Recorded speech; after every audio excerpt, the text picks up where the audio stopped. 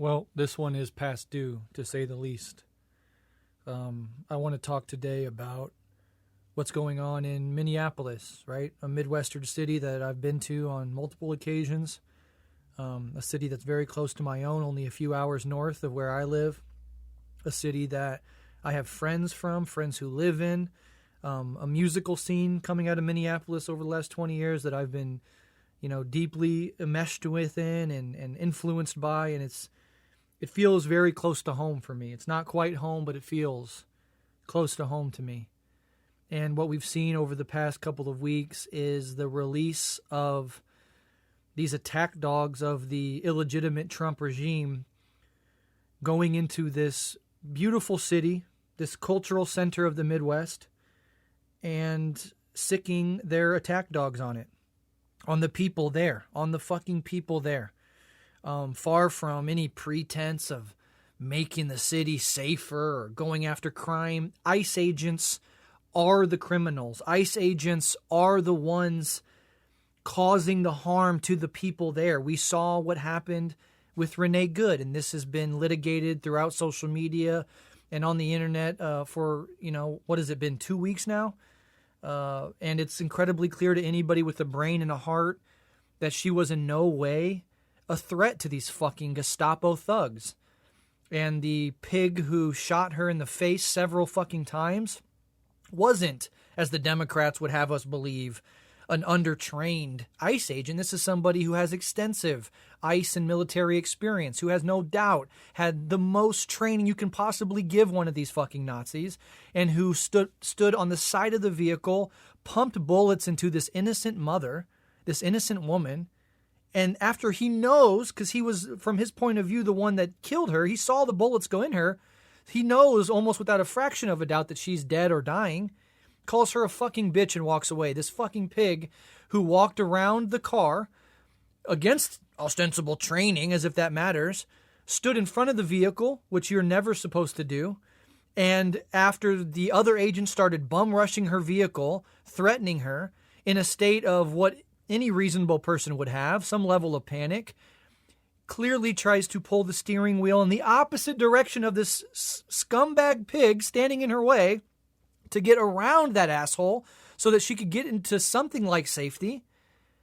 She was shot dead. And then her murder was justified, not only by right-wing cretins and ghouls, these soulless fucking freaks on the internet who will justify any murder, as long as they can say it's somebody that's a liberal or a lesbian or somebody on the opposite. All these people that pretend to be against tyrannical government and for the Second Amendment, right, immediately become the boot polishers of power the moment the actual federal agencies, the actual arm of the state, comes out to a community it was never invited to, never should have been, and starts murdering the citizens there. For the crime of what? Filming them, as if we're not allowed as a free people to film these fucking agents come flooding into our neighborhoods, harassing our neighbors and communities.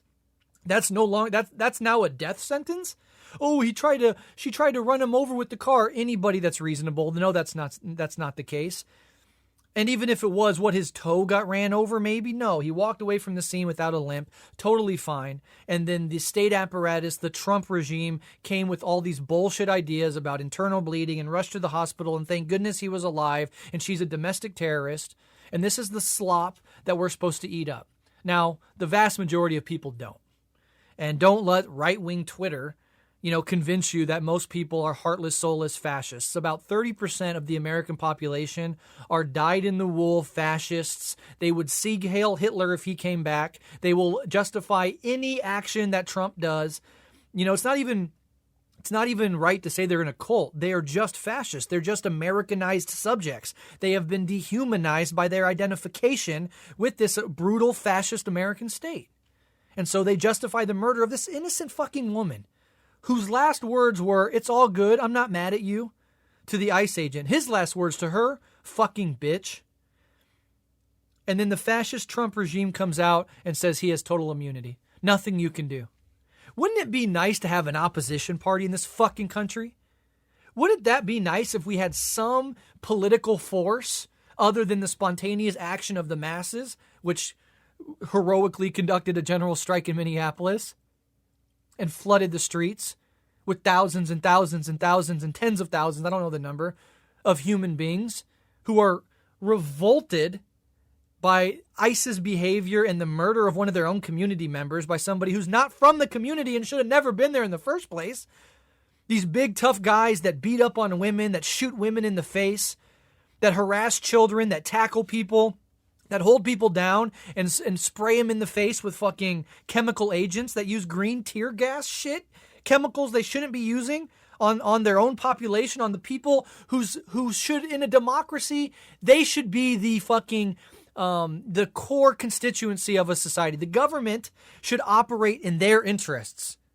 The government is now at full-on war against its own people. Of course, anybody with the brain knows we don't live in a democracy. This is a corporate dictatorship. And ICE, and in many cases the police, are the attack dogs of this corporate dictatorship state. This openly fascist corporate dictatorship state.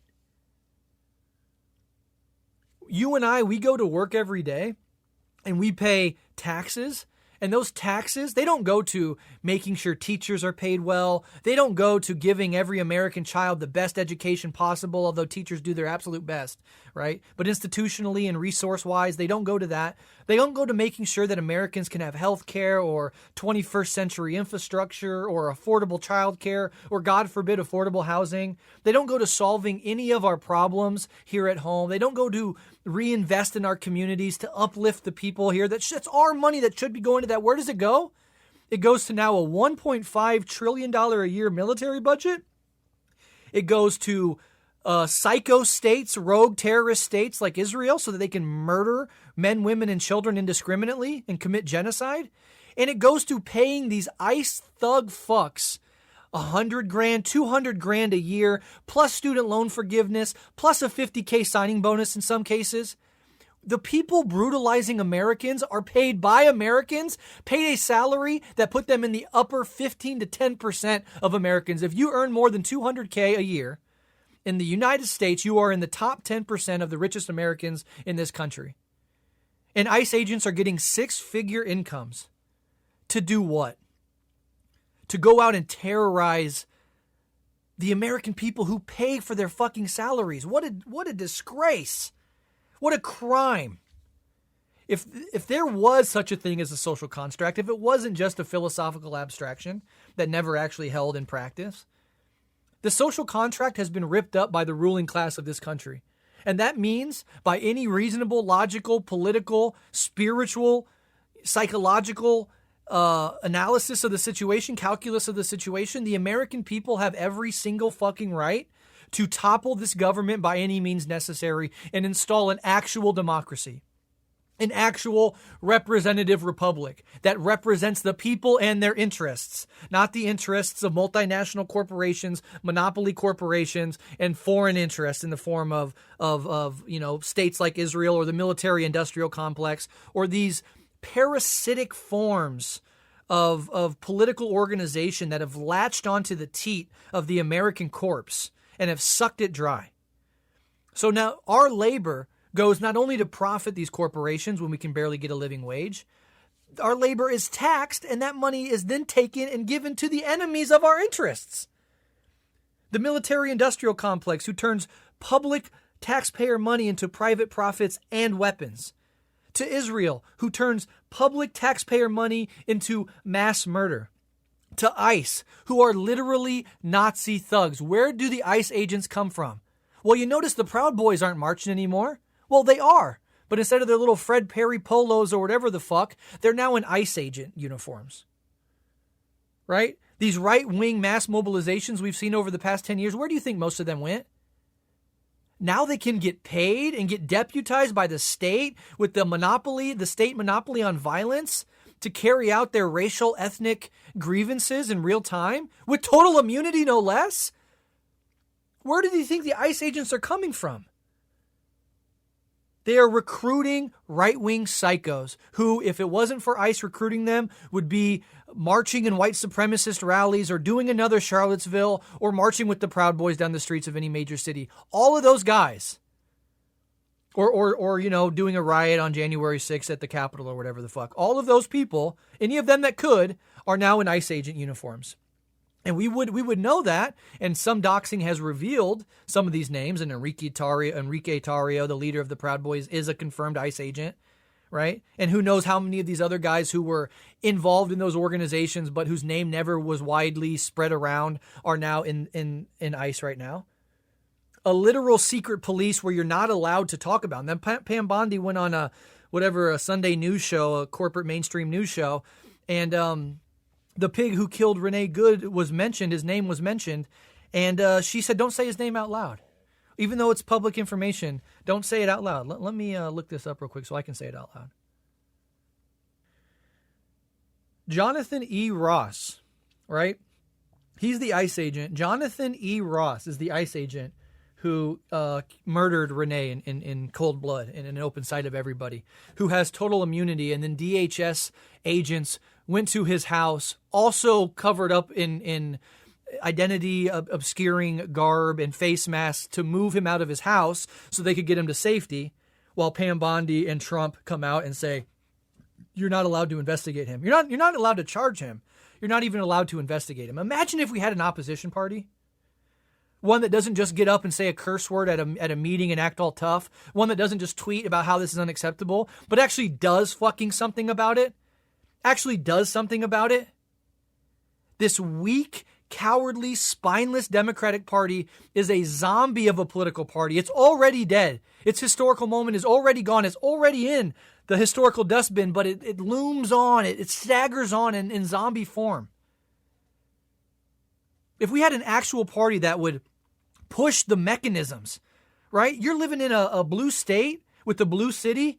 Why in the fuck is the National Guard out not going against ICE? Why is the Minneapolis police department not completely organized and focused on stopping the people murdering Minneapolis and Minnesotans, citizens? ICE, why are we not seeing an actual confrontation?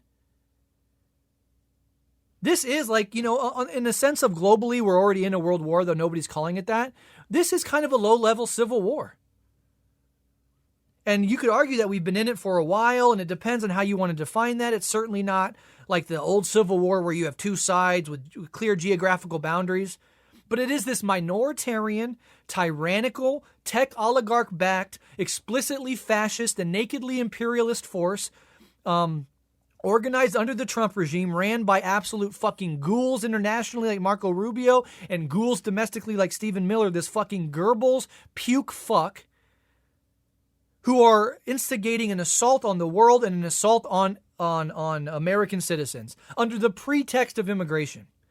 Let's just play devil's advocate. This is not my view of immigration, right? You know my view of immigration, which is let's eliminate the base of mass migration in the first place, which is imperialism, economic sanctions, the destabilization of other people's societies so that they have to flee, the weaponization of the reserve currency status of the American dollar to enforce sanctions regimes on countries which deprive the people of the basic necessities and make the economy scream as a pretext for destabilization, disorder, chaos, and ideally regime change in these countries, right? If you have any talk about immigration that doesn't start with the role that the U.S. plays in destabilizing these countries historically and presently in the first place, I do not care about your opinion, but let's just take at face value this system as it's currently instantiated and say what would be like, if you look at a poll and it says most Americans think that like illegal aliens shouldn't be in the country. That's their words, not mine.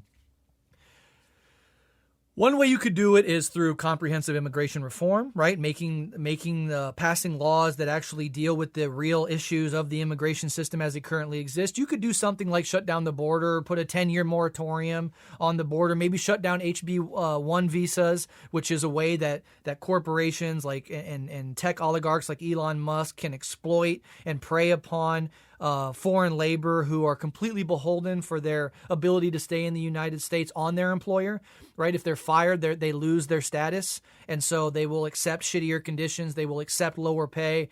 They will accept hostile work environments. They'll undercut American workers for jobs that American workers could do, all to the benefit of the tech oligarchs, right? I mean, these are things that we can reasonably talk about.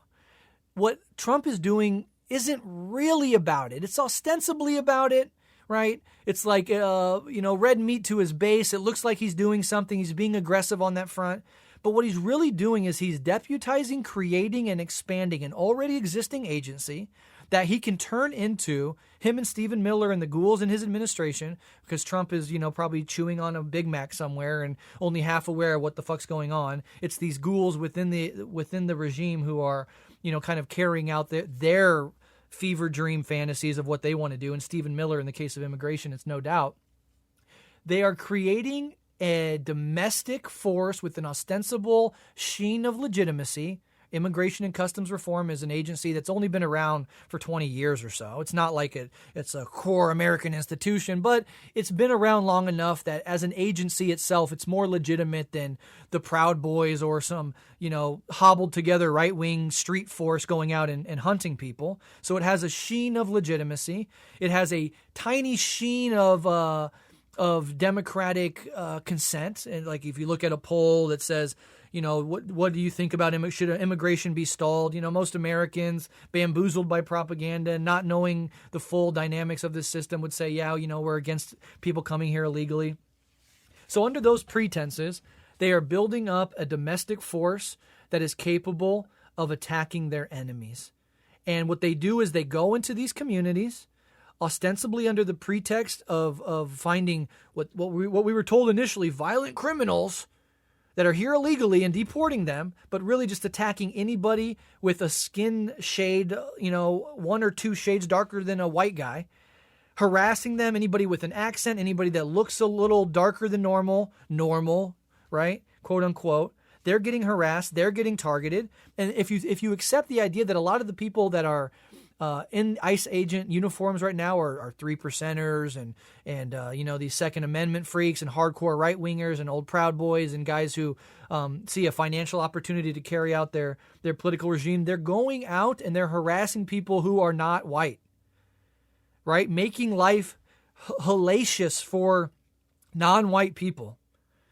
And then they get the added bonus of liberal, progressive, left-wing protesters following and coming to them while they're engaged in this assault against minorities in this society. And then they can turn around and use any pretext they want to then attack those protesters, also an enemy of the right. So if you're a right-wing goon who was 5 years ago, 7-8 years ago marching in Charlottesville, you've been on Nazi Twitter for the last 10 years, you're talking about reclaim white America, you're a fucking loser that nobody likes, you have no respect because you're a fucking total piece of shit on every level, your kids don't talk to you, you're divorced if you were ever able to even find a woman who could stomach you for more than 5 fucking minutes, you're a total fucking piece of dog shit. Now you get to join ICE with full immunity by a fascist regime to go out and terrorize the people you perceive as your enemy. And that has resulted in the deaths of dozens of people at this point. It's resulted in the sexual assault of countless women. We've already had a couple reports of women being sexually assaulted in detention centers in exchange for them being able to see their fucking kids. We saw that one disgusting video of that fucking pig ICE agent walking into a porta potty, slipping and falling on his dumb ass. I wish he would have cracked his fucking head open. Unfortunately, he got back up and followed a woman who he had in handcuffs into a porta potty. And what do you think's going on in there? He's not helping her use the restroom. He is sexually assaulting her, almost certainly. And they get to do all of this under the guise of some sense of legitimacy. And then what's the ultimate rollout? Well, let's say that, as we're seeing now, there's a spontaneous revolt by the population, which there is. Let's say there was anything like an opposition party that actually tried to do something about this. Then Trump could do what he's always wanted to do, which is declare martial law. And in a state of martial law, you get extreme leniency with what you can do. Send in the military, put down a domestic riot, the language of the law. And that is what Trump has always been in sort of aiming towards. There is blowback in the form of more and more people turning against ICE, turning against Trump, turning against the Trump regime. But, outside of the midterms, which is just going to install Democrats, it's not like that's a real fucking threat, but it could slow down his administration in some ways. Besides that, what do they have to really care for? And that's even assuming we go through with the midterms or that they don't do one of these stop the steal fucking things again. And the 30% of the country who are fascist fucking freaks, come out in support of their regime. And then we have a total constitutional crisis, as if we already don't. You know, the Second Amendment, the First Amendment, the Fourth Amendment, these have all been violated as a matter of course in the case of Minneapolis. Little children, you know, the little case of that boy with the little bunny ear stocking cap being deported to fucking Texas. You know, women being beat up, slammed on the ground. And then that brings us to this most recent case, which is just happened today. A citizen of Minneapolis is out there filming these ICE, Gestapo, Nazi pig fucks. They start pepper spraying or spraying in the face the chemical agent into the eyes of a woman who is just standing there. This guy who's also standing there filming them goes to protect the woman who is being brutalized by ICE. They swarm him. They hold him down on the ground. They disarm him. And then they murder him. Already we see psycho freak fucks like Stephen Miller, like Laura Loomer coming out and justifying it. Already we see the worst people this earth has ever shit out coming to defend the legitimacy of yet another naked, open, caught on video murder by the state of an innocent civilian who under any regime of reasonable constitutional rights and law had every right to be there doing exactly what he did, and spiritually, morally, ethically had every single right to try to protect a woman that several male ICE agents were physically assaulting in real time. He tried to put his body between them and her. And for these fascist thugs and their bootlicking, cocksucking, motherfucking apologists in the society, it's justified to murder that man on the spot. And what this means in practice, any of us could be murdered for any reason. If ICE busted into this fucking shed right now and emptied their clip into my fucking head, do you not think 30% of American population would support it once they find one or two quotes that I've ever said about Mao or Che or Stalin or communism? Use that to dehumanize me. He was a communist. He was a threat. His death is totally justifiable. My kids have no dad. My wife has no husband. Renee lost her life, and that devastation ripples out. Her wife is devastated for life. There's no coming back from certain things like that. You can plod along in life, but that grief, you will never get that back. That wound will never heal. Time does not heal all wounds. Some wounds are just wounds, and maybe they scar over, but they never fucking go. They're with you until you fucking die. A child who, based on what I understand, had a father who died, I believe, passed away, and Renee was his mom.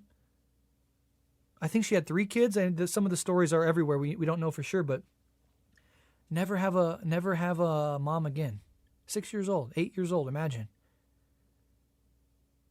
Who knows who this man was? It just happened a couple hours ago. Some names have been tossed out. It's hard for me to lock on to anything in the hours after an event like this because, pictures are posted and names are posted, and often later down the line we find out that's not who that really was, or that picture was somebody else, or that name was somebody else. So, I'm hesitant to start throwing out names and faces, but it was a human fucking being, a citizen of Minneapolis, who almost certainly had friends and family, perhaps children, perhaps a spouse, but had a community, had people that loved him and cared about him, robbed from this world for the crime of trying to document the real crimes of ICE agents murdered in cold blood. So this is really not about immigration. This is a full-on assault on democracy insofar as it ever existed in this country, a full-on assault of anybody that is not white. For not being white, you can be attacked, you can be harassed, you can be disappeared. A full-on assault of liberal and progressive and left-wing forces in this society, the sort of people who would care enough to spend time in their day to come out, to follow ICE, to document their crimes, to try to protect their neighbors, right? Good human beings in this society. If you're a good person in this society, you're not a fucking coward who stays silent or a rabid fascist piece of shit. You're an enemy to this government and to about 30% of this population who don't see you as human and who will justify your death no matter how it's carried out. The same people who, for our whole lives, are saying, we believe in the Second Amendment. This guy had a gun. He had every right to have one. He was disarmed of it, killed, and then they're using the fact that he had a gun as the pretense for why his murder was justified. Same people who, the government has no right to enter your home. The government doesn't have a right to tell you you have to take a vaccine. They're kicking in the door of homes. They're going into homes without any judicial warrant whatsoever, harassing anybody they want. If you're driving on your way to work, you can be stopped by ICE. You have no recourse. Time and time again, ICE has taken both citizens and non-citizens, detained them, not given any information, not giving them the constitutional right to a phone call or to representation and a lawyer. If you don't have family and friends or people that are aware that you're gone, you can just be disappeared straight up. Who knows where you'll end up? You trust this government to have methodologies and strategies and forms of deportation that assure that human rights are abided by or that they go back to any place where they've ever been before?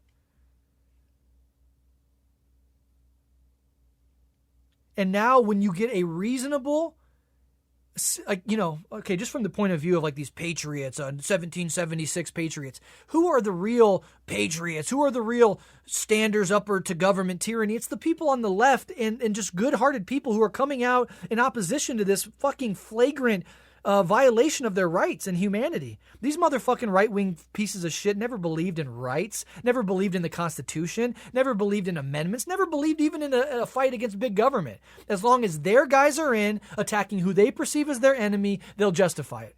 There's no legal, spiritual, moral conundrum they have with any of it. Tucker Carlson, who wrings his hands and acts like, he says a couple nice things about Palestinians and against Israel and uses this Christian pretext that he's like a good Christian. And because he's a Christian, he can't stand the taking of somebody's life or the taking away of their rights based on who they are. We're all God's children.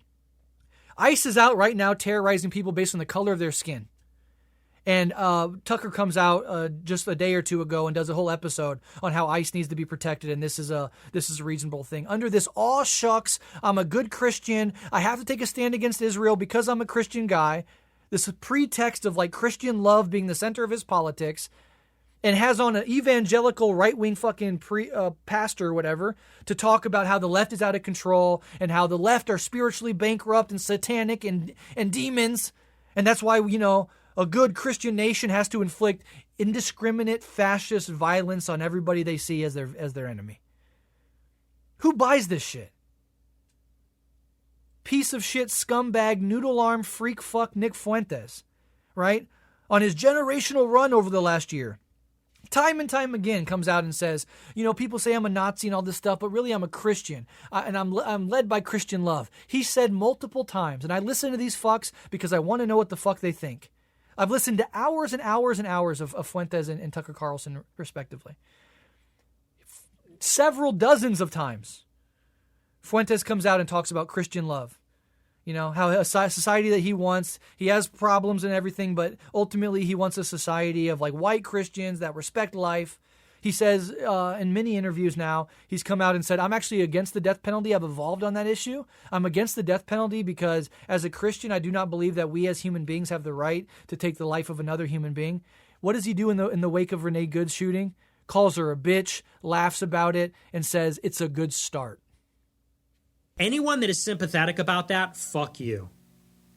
No offense. I saw Tucker. Tucker was like, whatever you believe, it's a tragedy. Dude, it so isn't.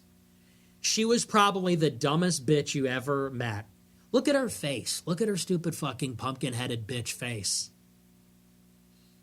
We've all seen that face at like a parent-teacher conference, at a grocery store. She's like a prototypical bitch Karen. She's got the nose ring, the short hair, totally fat. Her eyes are crazy. She's a lesbian. And people go, this is a tragedy. Like, what? For who? No, I'm sorry. There's nothing tragic about that. We're better off, Like, seriously. Like, this is the most insufferable liberal bitch ever. She's like 37. What's the excuse? She's not a 16-year-old that got radicalized in high school. She's not a 19-year-old that got radicalized in college and got a tattoo. It's not a phase. 37-year-old grown woman. It's the middle of the work week. Your kids are in school. You're in another state. And you're LARPing as a resistance, blocking the traffic for ICE. She's what the fuck is wrong with you? Who does that? Like, some people might say it's a tragedy. Ask yourself, who does that? Does anybody that you know, would your wife, would any friend, like couple that you know, would any of the women that you know be doing this? Would they go to an ICE protest? It gets exposed that this criminal population that shouldn't even be here is scamming the taxpayer out of millions of dollars. They don't even like us. ICE goes in to get to the bottom of it. Your first instinct is not only to protest, but to throw yourself in front of the cops. Like, what is wrong with you? And these fucking idiots think it's a game. They think it's just anyhow. What are you doing? You're in the middle of the street blocking traffic. That's federal law enforcement. That is federal law enforcement doing the duty of federal law enforcement. And you think you're going to block traffic with that? Like, imagine if you saw someone in a traffic stop with the local police and you drove up and tried to get in the middle of it. Like, you understand you would forfeit your life, right?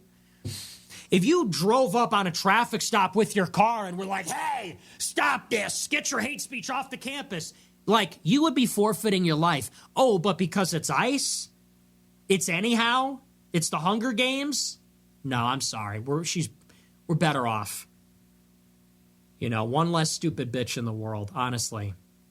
And I don't know, it's just so naive. It's like, seriously. I know that sounds horrible to say out loud, but it's just true. These people are hurting us. Like, these people are hurting our country. These people are insane. You know, like this psycho wants abortion, wants to cut your kid's penis off, wants the country to be raped to death by immigrants. They're throwing themselves in front of ICE. Are you kidding me? This is a tragedy. Why? For who? It's going to be one less Hunger Games viewing party or whatever. Like, for crying out loud.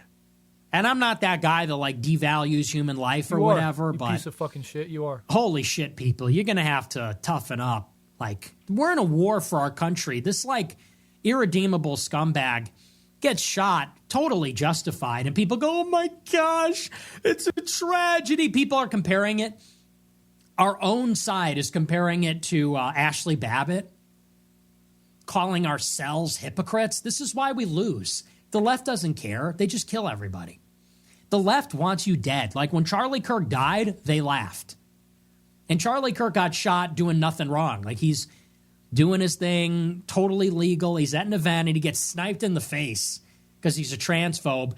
This woman is blocking federal law enforcement. She gets a lawful order from the cops, speeds up. She doesn't get out of her car, park the car. She tries to get away, gets shot.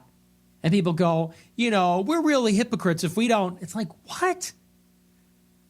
I don't want to be in a foxhole with you. Time to nut up, man. People who watch this show will be more of are ICE agents. There will be more of this before this is over. You think that any of these people would cry if ICE died? ICE is getting shot. ICE is getting shot all the time. ICE is hunting, murdering, and terrorizing people. ICE is beating up women and children, holding people down, spraying them in the face, punching them in the head over and over again, disappearing people, spitting in the faces of anybody who has any proximity to them whatsoever, laughing about the people they murder. And he's trying to present ICE agents as the victims of the big, bad, scary Renee Good, whose last words were, it's all good, man, I don't hate you. Who was clearly, by any fucking sort of anybody's logic, with visual proof, turning her wheel away from the ICE agent because a bunch of armed, thug, right-wing fascist freaks are charging at her vehicle, shouting contradictory shit at her, trying to get out of the way. Her car, by the way, wasn't even blocking full traffic, as if that's a reason to murder somebody. Cars were going in front of her. She was waving them on.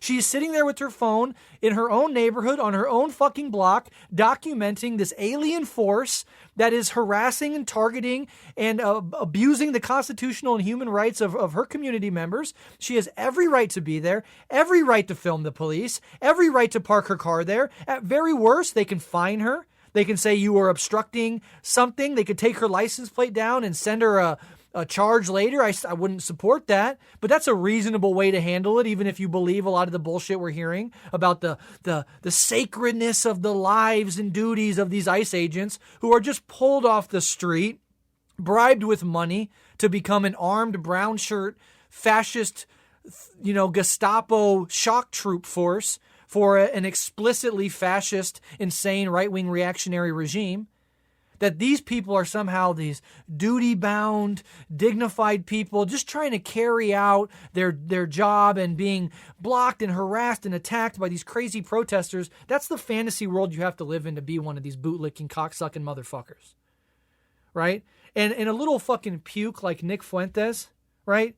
No family, no investment really in society. He has no real community. He's an incel shut-in, right? Who has maybe a slightly higher than average verbal IQ, so can sit in front of a fucking camera and talk for hours and hours and hours on end, to other lonely, debased, spiritually empty, psychotic, young, dumb males in America, right? Who have been hollowed out by their identification with this system, whose only source of pride is the color of their skin, who sit in front of a guy like Nick Fuentes for hours every night just downloading insanity into their brains, and he thinks he has the moral, spiritual, familial, social authority to talk about anything? This fucking puke, there's a video of him fighting a guy in a lobby. And it's like, this guy is just nothing. And he's cheering, which all these guys are like this. Stephen Miller, Lindsey Graham, Trump himself, Marco Rubio, J.D. Vance, down to a fucking man. These are weak, spineless fucking pukes who contribute nothing of value to society, who are compensated infinitely more than their actual social worth, who have never really even been so much as in a fist fight or had to stand up for anything they actually believe in or work a hard day's job, who are the ones cheering on endless murder and brutality and violence by everyone else. They live vicariously as fundamentally weak, spiritually hollow men through the violence inflicted on other people at a distance. There's no heart there. There's no capacity for empathy. At the same time, they tell us they are followers of Christ. Followers of Jesus Christ. And I know hell doesn't exist, but I almost wish it did, for the simple fact that when all of these assholes go there, I would just love to see the look on their face. Well, me? No, but I was a Christian. I believed in this stuff. As the flames start licking up their calves and into their thighs and their torso. Unfortunately, the most likely scenario is they'll never know they're wrong. They will die and become worm food. They'll go to sleep forever, and they'll never even get the chance to know that everything they lived and everything they did was a complete and total lie. And they'll be obliterated and dissolved back into, the cosmic fabric, and live until their last dying day as smug believers that they were superior to everybody else and that they had the one true God, and that when they die, their God is going to reward them uniquely with an eternity of joy and happiness and comfort and contentment. Is getting shot at, blown up, boxed in. The guy that shot her was dragged by a car earlier in the year. Good. Get a real job. You see what happens? If they had it their way, they would be murdering ICE and their family. If we had it our way, we'd be murdering ICE. But ICE is literally murdering people. So in a hypothetical world, they would be murdering ICE. Therefore, ICE is the victim. In the actual real world we live in, ICE is the one doing the murdering.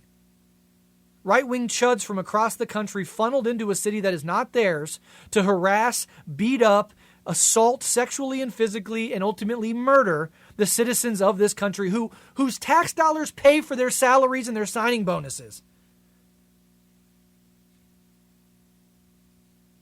And this little puke sitting in a bunker in Chicago somewhere, millionaire, by the way, a millionaire for talking like this, he sits back and has obvious pleasure in this, calling her a bitch, denigrating her, dehumanizing her even further, as her whole family still, no doubt, is in grieving, in a state of complete grieving and disillusionment and confusion and physical hurt. But he's a follower of Christ. He's a believer in Jesus Christ and Jesus Christ's message of universal solidarity and love and equality. They dox them. So, you got to nut up a little bit. So, anyway. We'll talk more about that this week. But I was genuinely shocked at some of the response. Not from Tucker, that tracks, but some of these other people. You know, they're posting Hitler videos all day. A left-wing protester dies. They go, this is a tragedy. It's like, what? No, it really isn't, dude. Anyway. Okay, so we'll end it there. I know that's hard to stomach and that's hard to listen to, but understand this is the genuinely the predominant posture from about 30% of the American population who are hardcore, you know, MAGA fucking fascist freaks. Nick Fuentes has hundreds of thousands of followers. This video in and of itself has 1.8 million views, right? This is who young men listen to, right? And then old boomers listening to Tucker Carlson, who at least has the self-awareness to dial it back a bit, to pretend that he's disturbed over this. But everything else he does and says completely undermines the fact that he gives a shit at all, that any of these fucking ghouls value human life on any level, that they even care about Americans, right? The idea of like America first, put Americans first, stop spending all of our money everywhere else and take care of our own Americans. To them, Americans are the other 30% of white, right-wing, psycho, reactionary guys. They don't actually care about anything they say they care about. And I know that might be redundant or obvious to us, but it's just, you should have a peek into this insanity. Peek into this soullessness, this anti-human, taking pleasure in the suffering of other human beings mindset that these fucking people are in. And if any one of us died in anything like a similar situation, they would be celebrating it, cheering it, laughing about it, even as our families wept forever. So Minneapolis, in the wake of Renee Good's murder and so many other instances of just insane ICE brutality and violence and criminality, launch a stark protest that is a general strike in Minneapolis. From everything from labor unions to high school kids and everything in between, people stopped buying stuff, stopped going to work or school, and they partook in this citywide national strike. And it was an amazing show of what could be done, but of course, as isolated as it is, and no negative things to say about that, right? The fact that we're even talking about, much less organizing, even localized general strikes, is a objectively good move in the positive direction. Because there is now being a linkage made consciously between our ability to extract ourselves from producing value and consuming to having political demands that need to be met by our government. And of course, the first try isn't going to achieve that, but those linkages are starting to be made even in the heads of liberals. Protest after protest after protest, that doesn't bother them. You have to speak their language, which is money and power. And if you don't have political power, in the sense where you could actually have an opposition party, you could have a military formation that would go in, face off, put down these fucking ICE agents. If you don't have political power, you can't, at the next step below that is fucking with their economy, hitting them in their pocketbooks. And yes, one day is not going to hurt any company or undermine anybody, but the linkages are being made. And if there was, by any standard, a national general strike, by the end of week 1, assuming enough people participated in it, you would have this entire regime on its knees. If we can shut down the economy for 5 days, we would have these motherfuckers on their knees after, of course, they lashed out brutally and violently and tried to suppress it. But assuming we could survive that onslaught, this government would dissolve in a matter of days, straight up. If that was married to explicit political demands, and there was a nationwide extraction of tens of millions of Americans from their jobs and from consumption, we're not buying another thing, and we're not going to work until these demands are met. And yes, they wouldn't be the end of capitalism imperially. There would have to be a demand widespread enough that enough people could get behind it, right? It could be something as the end of the Trump regime, a calling of actual democratic elections, getting money out of politics, whatever it may be, stopping the wars abroad, a war that we're about to enter with Iran. Whatever the demand is, if it's a broad enough supported demand, which everything I just said would be, especially in the wake of more violence like this, you could shut this entire fucking thing down in a day.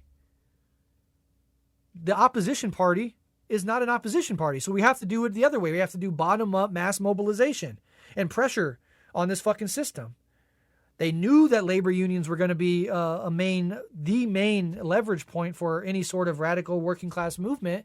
And so they first de-radicalized them through the several iterations of the Red Scares, and then they co-opted them completely and fully into the American political system and the two-party system in particular. And so we're now fighting against that historical reality and trying to get our number one leverage point, i.e. organized labor, that can actually serve to apply pressure at choke points in the economy, married to a broader mass mobilization that refuses to consume or go to work, in their own individual instances. You could have a new government, a new constitution written up if you really wanted to, if there was good leadership and there was dogged, consistent pursuit of specific demands through the attack on the economy and an organized general strike. You could have anything. And there's very few things that we could do short of building up actual real political power on par with the power domestically and internationally of the U.S. empire, or a coordinated nationwide multiracial working class general strike. Anything short of that, they can laugh off. They can isolate, they can defeat, they can ignore. We can no hate to any protesters. You can protest all day long. They don't give a fuck. You can vote for Democrats your entire life. You could spend 10 lifetimes voting for Democrats. Won't change anything. They don't give a fuck. Sign 1 million petitions. Make 1 billion posts about how much you hate these fuckers.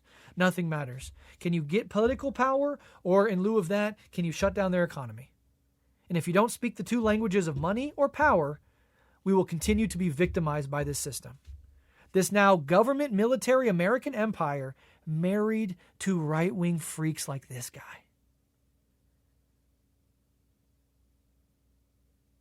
Out and out nihilistic, anti-human Nazi fascism. Fully backed to the hilt by the full domestic power of the U.S. empire. Let's not pretend this is new, by the way. All of American history is this.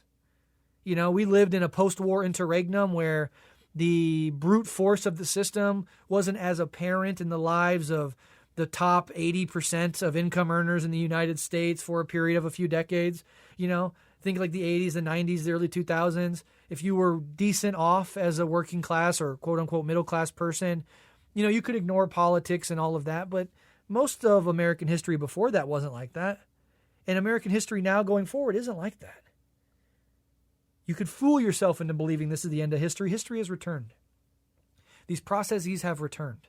The American empire internationally is angry, desperate, cornered, and lashing out, and it still has the world's biggest economy and military to do that lashing out with. And domestically, it needs to quell its population, just as we've seen since the quelling of slave revolts and Shays' Rebellion after the fucking Revolutionary War, right? The suppression of indigenous resistance, which is the foundation of this country. This country was born in blood. And all throughout its history has been stained with blood. And we are just now back at the historical norm. This is not a deviation or an aberration. Let me look up that famous John Brown quote. It was correct then and it's correct now. John Brown, quote, "I, John Brown, am now quite certain that the crimes of this guilty land will never be purged away but with blood. I had vainly flattered myself that without very much bloodshed, it might be done." And what he was getting at the lead up to the fucking Civil War, prophetically, that these core contradictions within this bloody American empire, baptized and born in blood, and drowning people in blood domestically and internationally ever since and as we speak, that the crimes of this guilty land cannot be purged away but with, in his words, blood. But what that means, conflict, struggle, war. After these words were spoken, the Civil War popped off. because that contradiction was not going to be done away with voting or petitioning or reasoning with your enemies. It was a fight to the death. And this system will not relinquish an ounce of power or control except when it absolutely motherfucking has to. And these spontaneous eruptions of bottom-up democratic protest movements and a radical call for a general strike that actually went through, actually had support from broad swaths of the population. This is what we actually mean by the masses. A term often used in Marxist jargon, but not often defined. And some people could just kind of think it just means the people kind of broadly, vaguely. The people that would come out for a general strike in Minneapolis against ICE are broadly conceived the masses. And it's through their organization and concentration that we have any hope of hitting them where it hurts in the economy or building actual political power. So, zooming back out, this ICE Gestapo force of the Trump regime is unleashed on all perceived enemies of the Trump state. Immigrants, non-white people, lefties, liberals, leftists, progressives, anybody that comes out and makes any noise that is anything but salutary and thumbs up is an enemy of this system. And that actually is the majority of people in this country. It actually is the majority of people in this country. If you had overwhelming majoritarian support for your government, you wouldn't have to do stuff like this. Does the Chinese government do stuff like this? Well, the American shitheads who hate China and have been propagandized and brainwashed would say, yes, when has China invaded another country? When was the last time China dropped bombs on people? When was the last time China had just a flagrantly unlawful police force going out and just putting people down in the streets as a matter of course? You hear about the Uyghurs. When was the last time China funded, armed, and protected on the international stage a genocide like we just saw in Gaza? Why? China has actual democratic support within the country. Does that mean every single person agrees with the government? No. Does that mean every single person who does more or less consent to their governance have no disagreements with their government? Of course not. But it means on the whole, broadly conceived, a majority of Chinese people see that their government takes their tax dollars, funnels it back into the maintenance of their society, their quality of life is increasing, their lifespan itself is increasing, their government is breaking actual technological ground and infrastructural ground, advancing the ball for Chinese civil society more broadly. And under those conditions, most people would support their government, even if they have quibbles here or there. In the U.S., ironically and amusingly, the country that presents itself as the shining light atop a hill, as Reagan once said, right? The center of gravity of the free democratic world, we have a government that is hated by the people. We have trust in our civil society and our government that is bottomed out. There is no democratic support for the Democrats or the Republicans, for their donor classes, for the tech oligarchs, for the military-industrial complex, for Israel, for any of this shit. If there was a 1-to-1 vote, every policy had to get majority support from Americans to pass through, our society would look radically different, even with the brainwashing and propaganda of the average American. Even with all of that at play, If we had a real democracy where the actual interests and desires of the majority of the American population were met, our government and our society would look radically, extremely different. That is because we do not have a democratic government. We do not have a representative republic. We do not have a constitutional republic. That is lies for dum-dums. We have brute class dictatorship. And there's different factions of that ruling class dictatorship, right? There's a more reasonable, centrist, hey, we still want to rape and pillage the entire planet. We still want to do profit accumulation at all costs to the environment and to the well-being of our society, but we'll do it with an Obama-type face. Nice, soft words, a couple jokes here and there, some charisma. We'll carry this through, but we'll do it with tact. That's one side of the ruling class. The other side of the ruling class is, we'll do it in broad daylight, we'll laugh about it, and we'll fucking call you a bitch when you die. When we kill you, we'll mock and celebrate your death. Now, let me address this Charlie Kirk point. And even this Ashley Babbitt point, that piece of shit Nick Fuentes says. And it's important to point this out because over the last year, he's been able to trick people in with his anti-Israel commentary that he's some sort of deep thinker or moral agent in the world. He's been able to trick a lot of people. And so it's important that you see who he really is. But okay, on these other instances, I'm not saying I don't really care what you did in the wake of Charlie Kirk's murder or whatever. I looked at myself and I said, what do you actually believe about who deserves death? And I said, morally, spiritually, at the core of my being, I truly believe, no matter how obnoxious you are, no matter how much indirect harm you do, because these people do indirect harm, they think I do indirect harm by being a communist, right? Whatever. Are you directly involved in the harming and murder of other human beings? And you could make some distorted argument that because of his bigotry or whatever, other people are emboldened to carry out hate crimes, and that's probably true. But for me, the dividing line is, in order for your life to be taken and for me to actively celebrate it and say it's morally permissible, we have to have some red line, some actual moral threshold. And that threshold for me, are you directly involved with the murder or immiseration, suffering, and harm of innocent people? Well, in the case of the healthcare CEO that Luigi shot, I'm sorry, but you directly and materially profited from the suffering, harm, immiseration, and death of fundamentally innocent people. You put money in your pockets that came at the expense of other people's physical well-being. You crossed that moral threshold for me. If Netanyahu got assassinated tomorrow, you would find me celebrating because he is the direct cause of countless death. Numbers that we can't even, it's not even just the Gaza genocide. Think of all the people that have directly died because of Netanyahu specifically. You're talking a serial killer on par with the world's worst serial killers. Hundreds of thousands of bodies. Donald Trump, same exact thing. Stephen Miller, same exact thing. These people actually have power, and they use that actual power to inflict harm and murder on innocent lives. That's the threshold. I felt as obnoxious as Charlie Kirk was, as much as I would have loved to punch him in the fucking mouth, that he just did not rise to that threshold. And so you could disagree with me on this, I purposely didn't celebrate it. I thought there was something morally and spiritually important, not even to judge others who did, but for myself to acknowledge that objective moral threshold, to realize that I do not think in my heart of hearts that he surpassed it, and thus his murder on live television was not something that I could take glee in.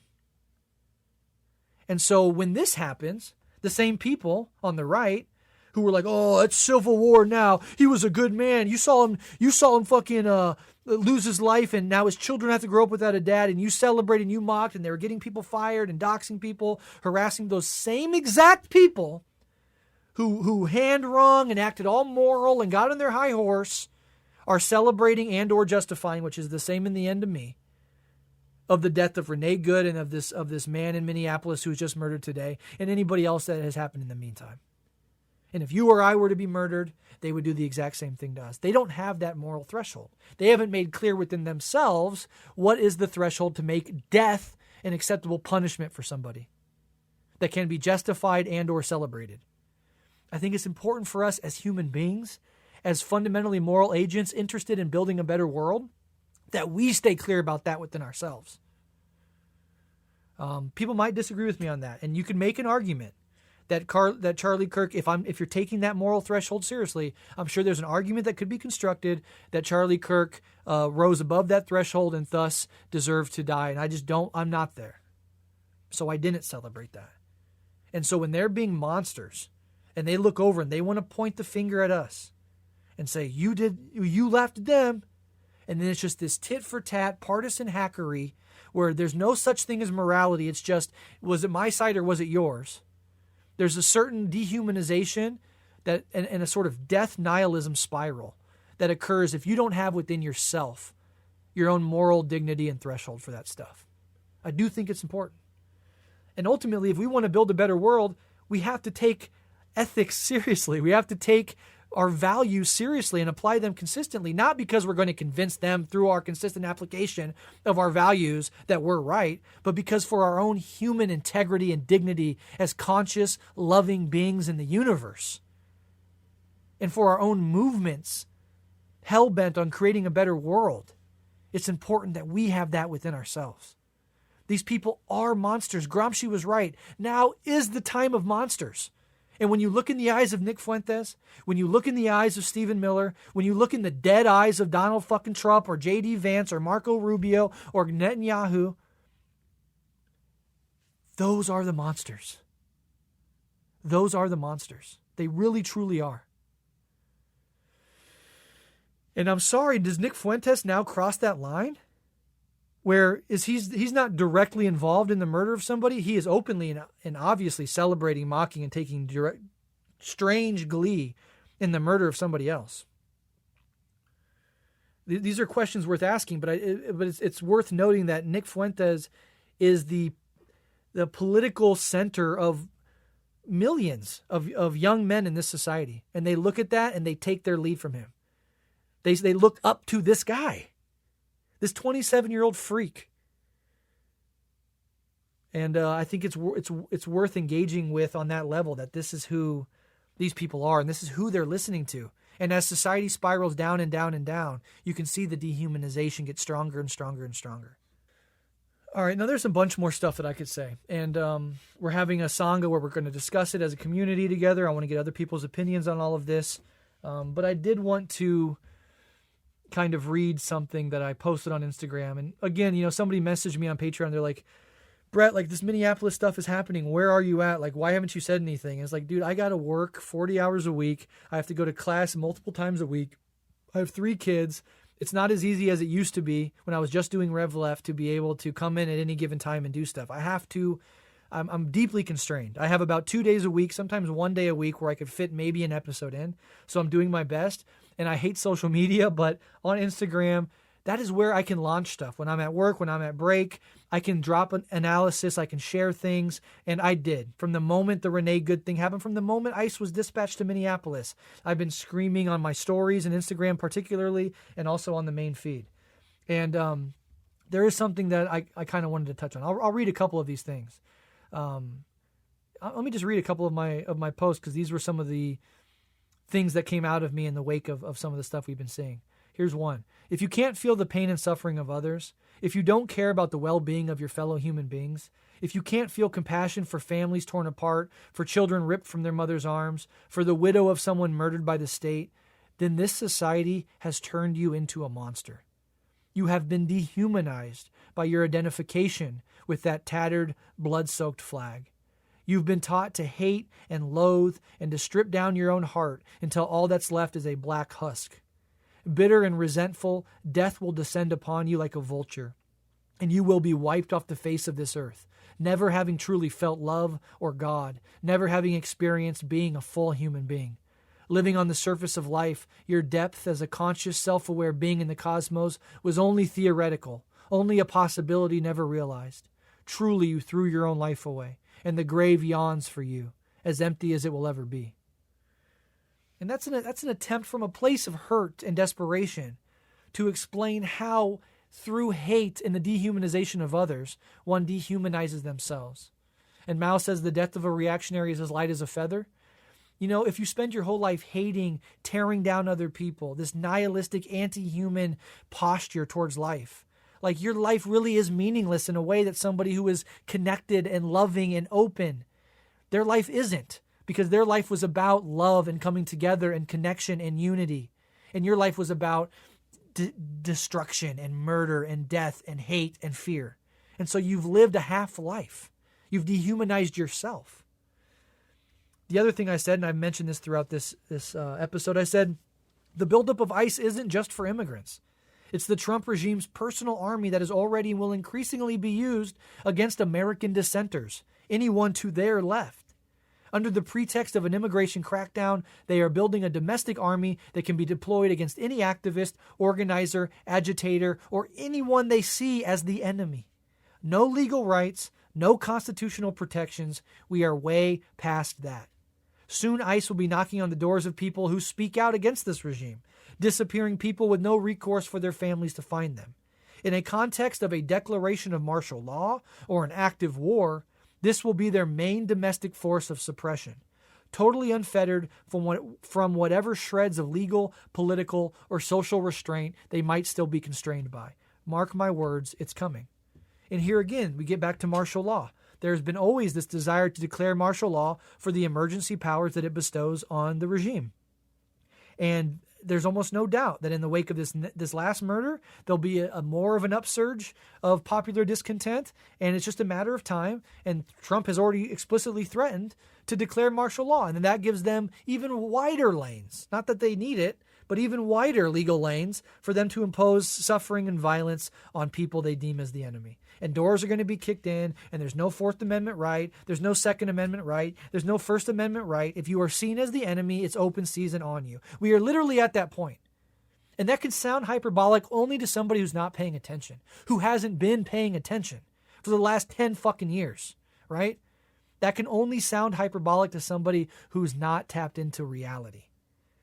And I don't think that's hyperbolic. I think that's what we're already seeing and we'll continue to see. And not only in the declaration of martial law in the context of a resurgent democratic protest movement in the face of yet another ICE murder, but imagine if there's a war. The U.S., as we speak, is moving substantial military assets to the Middle East, possibly to launch an attack on Iran. And in the wake of an attack on Iran by a very unpopular government domestically, favorability polls will go down, right? Oil prices shoot up. The cost of living goes high. Maybe Americans have to be sent over there and die. Okay, now you're talking about abysmal popular support from a president that most people already hate. You're talking about more social agitation, more social unrest. And what force do you think is going to be used to suppress that? Maybe you can use police forces. Maybe you can use the military. But there's question marks there, right? Will the military, as it's currently constituted, go against the constitutional rights of Americans for a Trump regime? Almost certainly there are elements within the military that disagree with Trump and would not want to open fire on their own people. Local military or local police departments, as rotten as they can be, they still ultimately tend to live in the general metro area of the cities they police. They tend to have people there. You know, they'll beat people up. They'll do racist violence. They'll do all this stuff, but maybe they have a line they won't cross too. But ICE will do anything. So in the context of martial law or in the context of an unpopular war, increasing social unrest, an economic system that doesn't deliver for 80 to 90% of Americans, there's going to be a massive need for domestic suppression of dissent. And no organization is as well placed and as revved up for it as the ICE Gestapo is. And then a final thing I want to touch on before I wrap up here. And this has been true with Palestine, this has been true with so many issues, but it's increasingly unacceptable. The amount of people in our lives that are just not paying attention, that just don't seem to care for whatever reason, they just ignore this shit. Now, their algorithm is differently constructed. They're maybe not be seeing as much of it, but really to not understand Palestine or to not have any idea of what ICE is doing, you have to be living under a fucking rock. And some people have an algorithmically constructed rock that they're living under. A lot of people fancy themselves non-political. I don't get into it. I don't really know much. Well, guess what? Politics has an interest in you, motherfucker.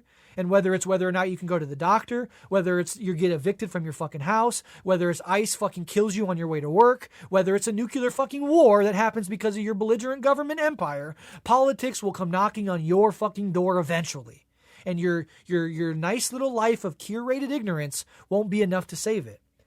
So there's a fucking frustration on behalf of a lot of us to so many people that can just whistle past the graveyard of daily life in America.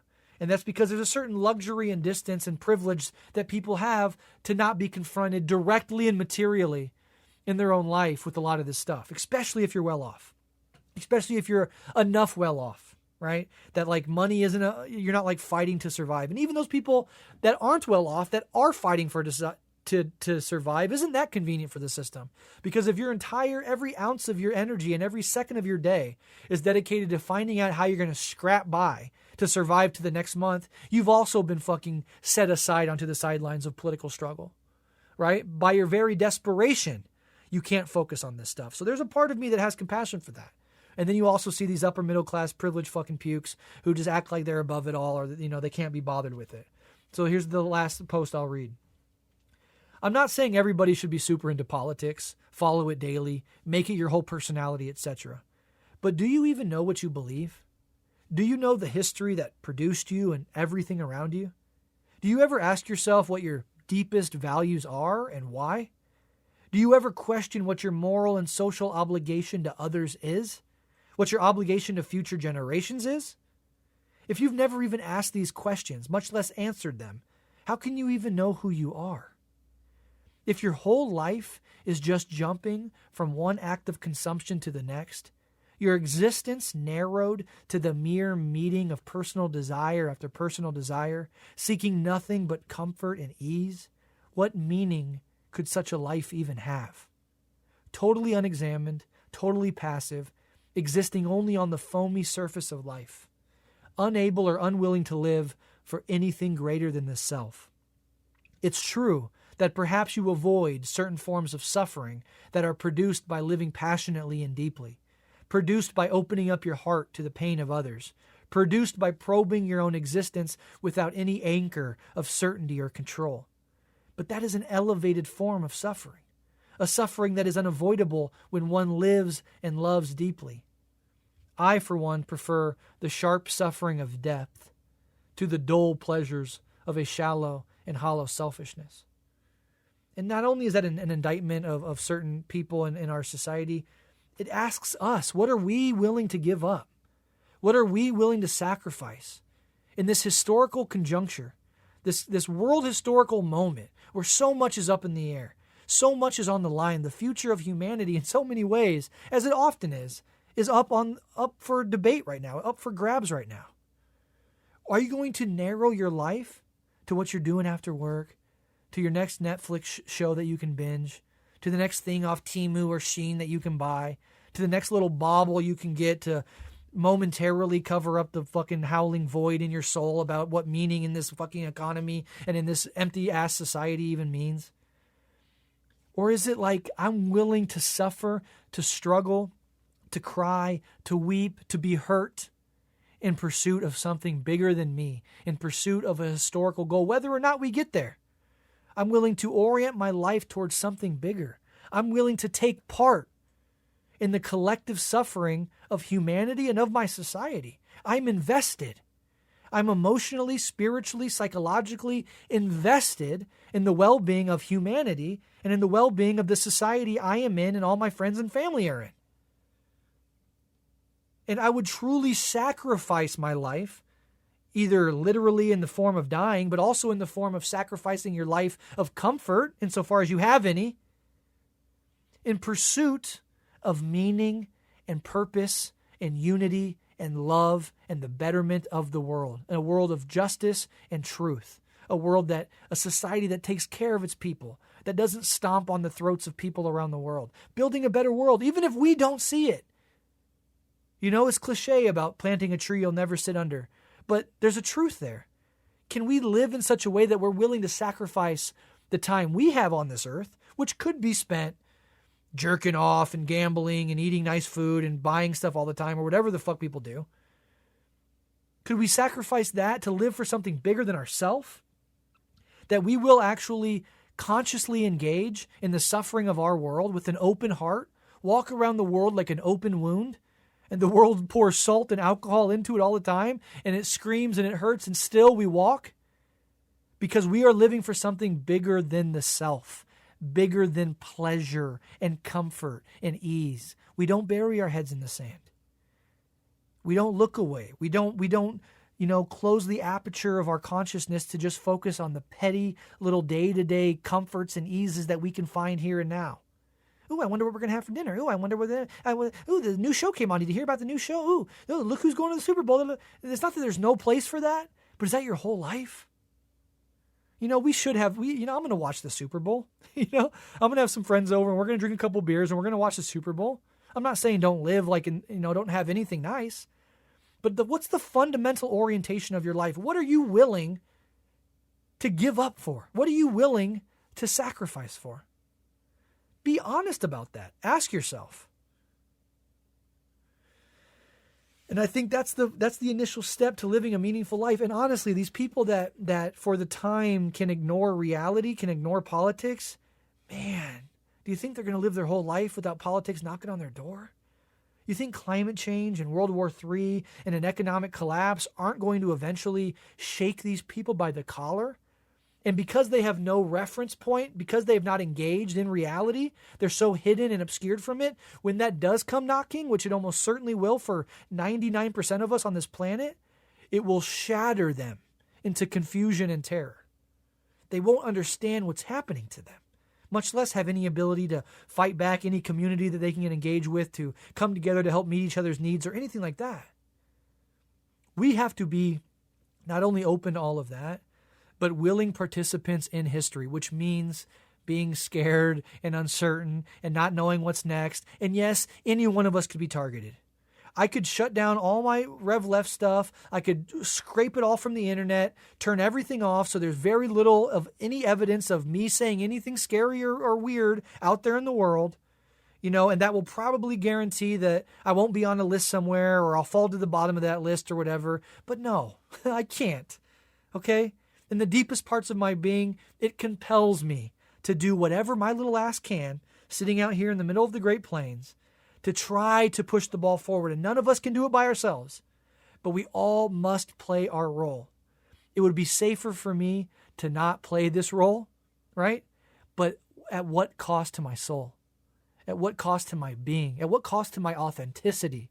To my freedom? Because no matter the deeply unfree society I live in, I, in my heart of hearts, am a free man. And what I mean by that is not that I'm not constrained by economic and political power, but that I refuse to bow down to an unjust system to get by within it. I will not submit or subordinate myself to the dictates of an unjust ruling class and an unjust order. And I will howl and scream and organize and fight and not hold back at all what I perceive to be the truth, not because I'm trying to lift myself up or get a cool career or get validation from anybody, but because of the deepest parts of my fucking soul, I have to. And to not do that would be an abandonment of my core authenticity as a human being. It would be, as Sartre said, to live in bad faith. And even then, even if I did all that, there's no guarantee that I would escape anything. We're all in this fucking meat grinder together. So let's grab hands, let's hold each other, let's protect each other, just like that man in Minneapolis who died today. His last act on this earth was to throw his body. Was to throw his body around the body of another human being. He may have known her, he may not have. But in the face of ICE pepper spraying her and attacking her, his last act on this earth was to throw his body between them and her. And for that alone, he's a fucking hero. And when we learn his real name, when his actual pictures come out, we honor him. Because he wasn't just killed by ICE. He was killed by ICE standing up for his community. And in the last instance of his life, of his existence on this planet, he threw his body around the body of somebody else being attacked, an innocent person, to protect them. And the cost he paid for that was the rest of his life, was existence itself. And it happened so fast, he probably wasn't able to mentally make that calculation. But from the pits of his soul, from his bright red beating heart, he just did it. Because it's human to do that. We are social creatures. It is human to love, to protect, to come together. And any force that seeks to stomp and kill and hurt and destroy is by definition not outside of our nature as human beings, but anti-human. So we honor that man as a martyr who literally gave his life to protect somebody else. And that will never not be heroic. My heart is in Minneapolis. And all of us have a duty to stand up and fight the fuck back by any means necessary. Love and solidarity.